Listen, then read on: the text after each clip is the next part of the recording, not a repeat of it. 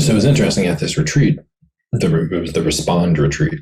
I forget what the acronym stands for. And I kind of stepped into work and offered kind of Maple as a place to convene it. But there were other people involved. Nathan Vanderpool in particular spearheaded it.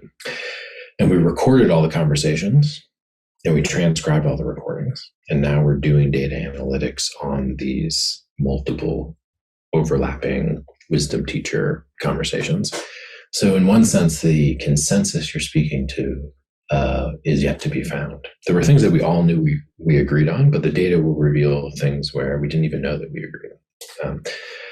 I ended up coming away with a kind of specific way of viewing it, which is that there is something like an always already present wisdom, and then there's something like a deeply aspirational wisdom, and that they're both present because we do recognize, for example, the wisdom of young children, right? And yet we shouldn't confuse that with the wisdom of an enlightened sage. Right? They're both wisdom, but they're different. Like, there's a kind of wisdom that is a radical aspiration. It is an unattainable ideal, which drives human flourishing through the aspirational, through the like eros of sacred aspiration towards deep wisdom, profound wisdom. This is what we usually think of in like enlightenment or awakening or something like that. And I'll talk about that. But then there's also just this wisdom that's present for everybody. This wisdom that is much more like a common sense, and which is particularly present in like beings like children, right? The so-called naive or uncorrupted. And then there's just the wisdom of the world, right? Sometimes called synchronicity, referenced often as the anima mundi, which is the world itself as a wisdom teacher. The wiser you get, the more you're able to learn about wisdom from the world itself. So the aspirational wisdom, I often talk about in terms of my metapsychology across these three dimensions of awakening, prophecy, and polymathy. Right? Awakening in the transcendent, which is a form of crystalline, non-conceptual awareness. Awakening as a deep transcendent capacity, which cuts through conceptual discrimination, especially about the nature of identity and about the nature of reality. This is key. This is the transcendent. This is what a lot of what happens at Maple and that Zen is very good at. And then there's, so awakening, prophecy, polymathy. Prophecy is in my domain of ensoulment.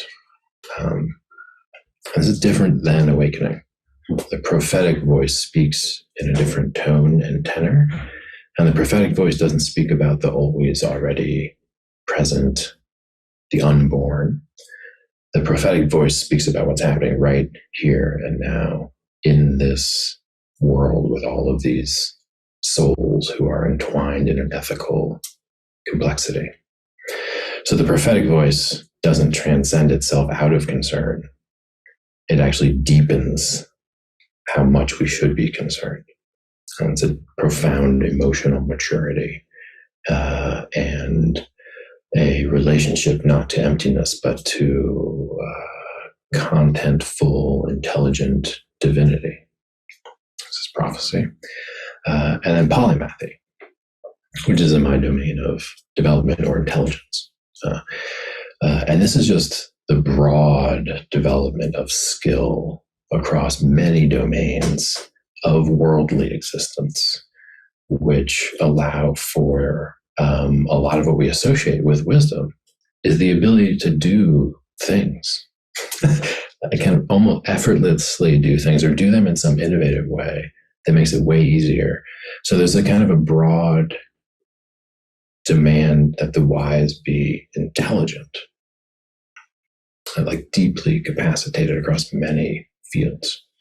And so when you think of like the Bodhisattva, this is kind of often what is described. The Bodhisattva knows all the ways and means of all the world realms, can speak all the languages, knows exactly what to say to which being to get which relief from suffering. So that notion of the wise being the awakened prophetic polymath as the deepest aspiration. And we often associate wisdom with one of those three if it's blown out of proportion, right? So like, for some reason, we approach physicists as if they are wise people. Now, I don't know why we do this, but one of the reasons we do this is because of polymathy, right? It's because of just how impressive their intelligent operating on the universe through mathematical abstraction appears. They must know something that we don't know. And in many cases, for some of them, the heights of intellectual insight into the structures of the universe did yield mystical insight in the transcendent, pop them over into the other domain. But it doesn't have to do that. And I don't know why Neil deGrasse Tyson and Stephen Hawking should be consulted about the meaning of the universe. Physicists don't know anything about the meaning of the universe. They know a lot about how the universe works and functions. So that's an example where we attribute wisdom to the hypertrophied intellect. We also attribute wisdom to the shadow workers and the people who are speaking with a prophetic shrillness, which is unbalanced by the intellect and by the transcendent. And this is an important voice. Just like I'm not saying we shouldn't have physicists, we do need people who are, kind of stuck in the tragic and kind of speaking from the prophetic despair, if you will.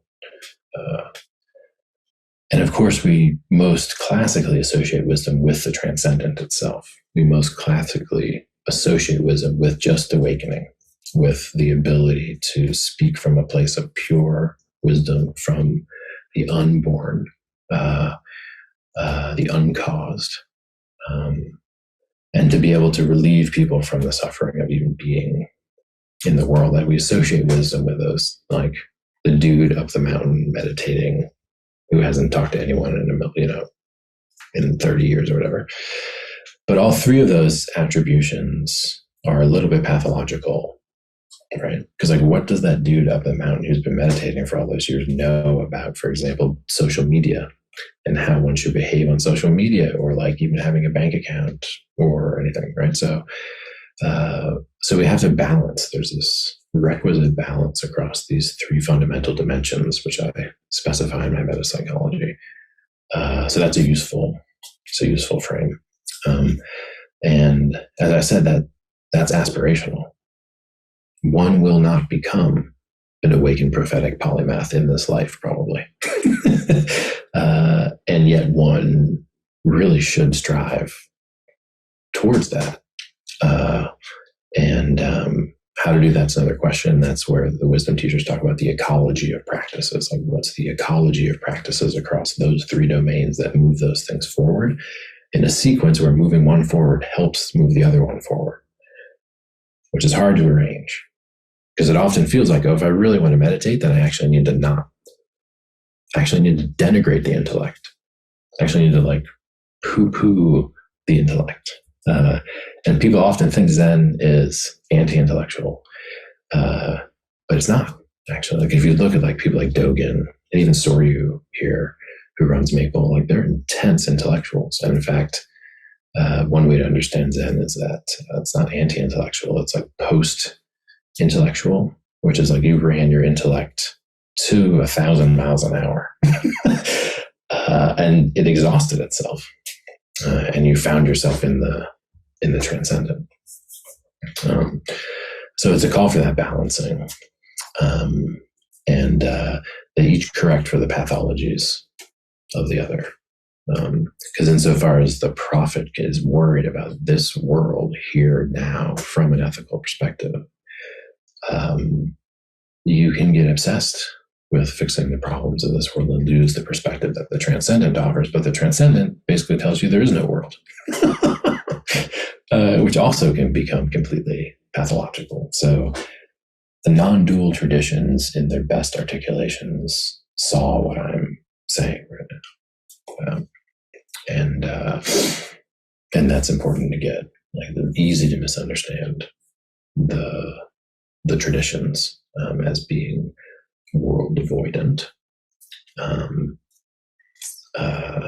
So that was only kind of a long answer to the wisdom question. Yeah.